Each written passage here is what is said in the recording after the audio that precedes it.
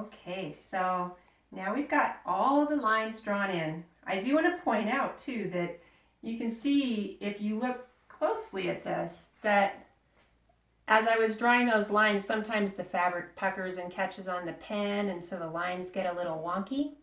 And you know what? It does not matter a bit because those lines are going to disappear.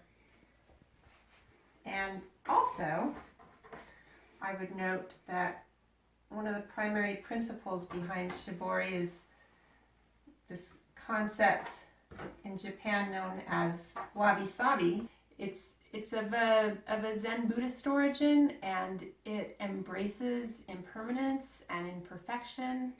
And the gist behind it is that with Shibori, you never know what's going to happen anyway. So when little funny things happen with it, you just kind of embrace them and say, wabi-sabi.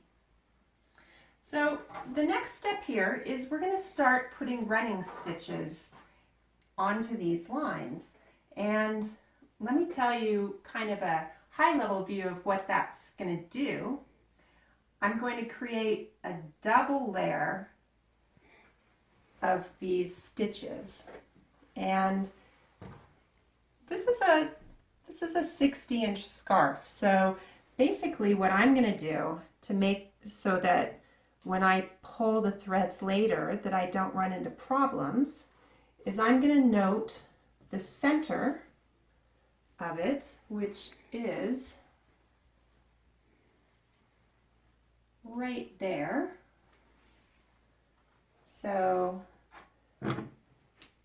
that is the middle.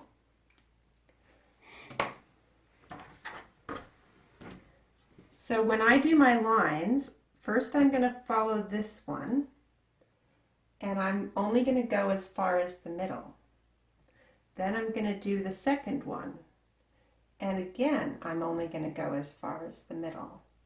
And I'm going to do the same thing from the other end so that all four of those meet at the middle.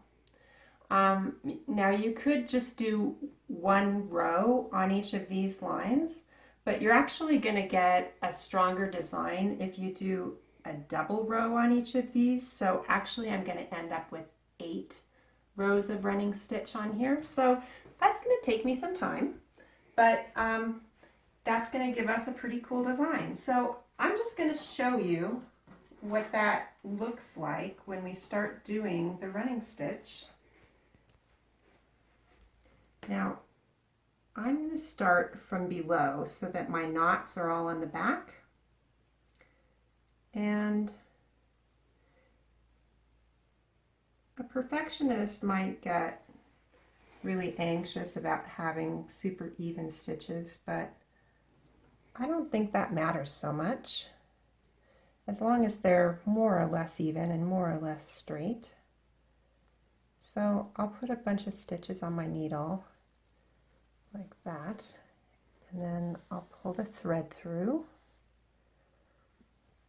Notice that when I knotted my thread, I left about a 5-inch tail on there, and you want to do that, and when you get to the part where you pull threads, you'll see why that's important.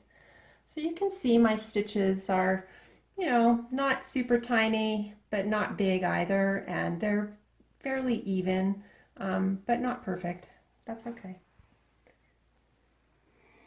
And so I'm just going to keep on doing those stitches until I get to the middle, and I won't bore you with all of that, but you get the gist.